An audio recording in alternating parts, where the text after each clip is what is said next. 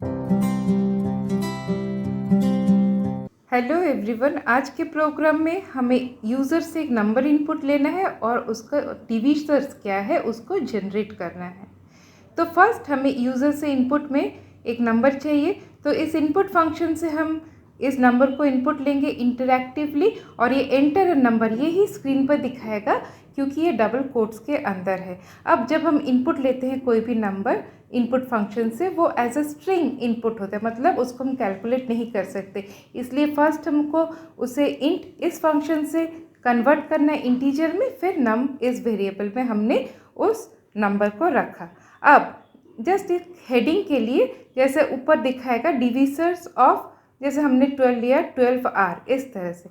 अब हमारा program logic, तो यहाँ पर हमें मालूम है कि हमने एक जो नंबर लिया, हमको जैसे सपोज हमने 12 लिया तो 1 से लेके 12 तक वो हर एक नंबर से 12 को डिवाइड करके देखेगा कि वो नंबर डिवाइड होता है कि नहीं।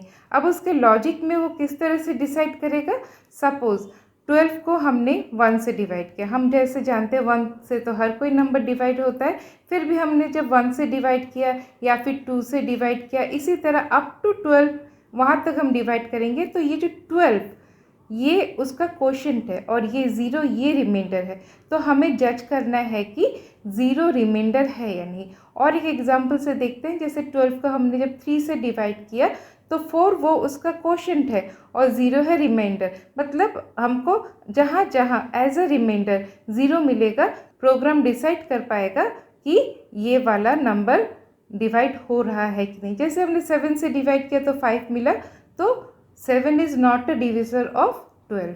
तो यहाँ तक ये लॉजिक क्लियर है। इसी लॉजिक को हम फॉर लूप में डालेंगे। फॉर लूप को हम तभी यूज़ कर सकते हैं जब हमको मालूम है कि ये लूप कितनी बार घूमेगा। अगर 12 इनपुट है तो यहाँ पे डिविजर ऑफ 12 बार दिखाएगा, उसके बाद 12 इनपुट है मतलब ये फॉर लूप 12 टाइम्स घूमेगा। और रेंज फंक्शन क्या है, ये हमने यहाँ पे बताया 1 से स्टार्ट करो और कहाँ तक हमको घुमाना है, 1 से लेकर 12 टाइम तक घुमाना है। इसीलिए हमें यहाँ पे num + 1 मतलब 13 यहाँ पे डालना है, क्योंकि जैसे ही आई में 1 2 3 4 करके आएगा 13 वो देखेगा, वहाँ पर वो स्टॉप हो जाएगा। अब इफ़ अगर num मॉड्यूलो ये रिमाइंडर के लिए होता है, मॉड्यूलो आई इक्वल टू 0, अगर ये ट्रू हो रहा है तब यहाँ पर वो वाला आई का नंबर प्रिंट करेगा। तो 1 से डिवाइड हो गया, हमको 0 मिल रहा है और उसके बाद हमने देखो कॉमा डाला, एंड इक्वल टू कॉमा, मतलब आई में जो आएगा यहाँ पर वो प्रिंट करने के बाद एक कॉमा वो डालेगा, प्रिंट करेगा। इसी तरह से 1 2 3 4 ये आई में हर बार लूप में घूम रहा है, 1 2 3 4 तक करते करते वो 12 तक जा रहा है। जैसे यहाँ पे देखिए मैंने 5 नहीं लिखा, मतलब ये 5 से रिमाइंडर उसको 0 नहीं मिला, इसलिए इस यहाँ पर वो इफ़ ये कंडीशन फॉल्स हो गया था। इसी तरह 12 तक जो जो नंबर से डिवाइड वो प्रिंट किया 1 to 12 टाइम्स हम इसे बोल सकते हैं। और जैसे ही 13 मिला वो लूप से एग्जिट कर जाएगा।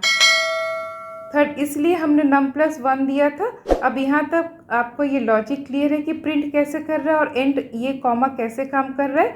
और ये जो एंड है, अगर हम एंड नहीं लगाते तो ये हर एक लाइन में प्रिंट करता नंबर्स को, और ये एंड डाला है बोल के वो पास कॉमा डाल के सेपरेटर एज अ कॉमा डाल के वो प्रिंट किया है। अब नेक्स्ट हम इसको रन करके देखते हैं। तो एंटर नंबर, चलिए हमने 12 डाला, तो देखिए वो हर नंबर से डिवाइड करने के बाद उसको जो नंबर से 12 डिवाइड हो सकता है उन्हीं नंबर को डिवाइड किया। और एक बार 6 लेते हैं, तो यहाँ पर देखिए 1 2 3 6 इन्हीं नंबर से 6 को डिवाइड कर सकते हैं। इसे डिविजर्स ऑफ 6 आर 1 2 3 6। तो यहाँ तक आपको लॉजिक क्लियर है। मैं इसको और एक बार बता दे रही हूँ। यहाँ पे हमने जैसे फॉर यूज़ किया क्योंकि हमको मालूम है हमको कहाँ तक लूप को घुमाना है। हमने यहाँ पे रेंज जो फंक्शन है वो नंबर्स पर ही काम करता है, और हमने बताया कि स्टार्ट करो 1 से और एंड हमको 12 तक करना था, इसलिए हमने num + 1 13 रखा था। और ये इफ़ ये मॉड्यूलो ऑपरेटर है, जहाँ इक्वल टू 0 रिमाइंडर मिला वो ट्रू हुआ और वहाँ पर प्रिंट किया, और एंड से हमने हर एक नंबर को पास प्रिंट कराया। फिर से दूसरे और एक प्रोग्राम में मिलते हैं, तब तक के लिए बाय बाय।